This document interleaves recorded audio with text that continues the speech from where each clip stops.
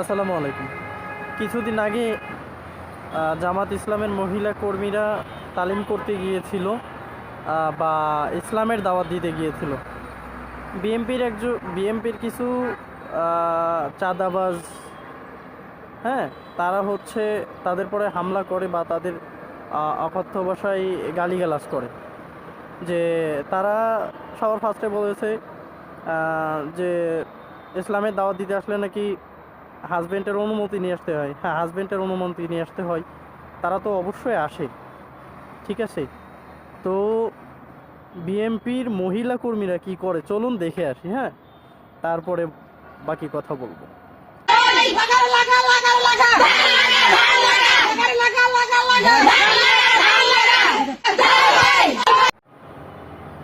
Main কথা হচ্ছে কি, জামাত ইসলামের যে মহিলা কর্মীগুলো আছে তারা কিন্তু সুন্দরভাবে পর্দা করে চলে, বা তারা কিন্তু কোনো অশ্লীল কথা বলে না।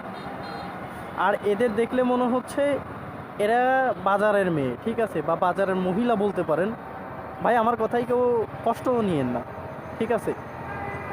কষ্ট পেলেও করার কিছু নাই, কারণ এটাই সত্য।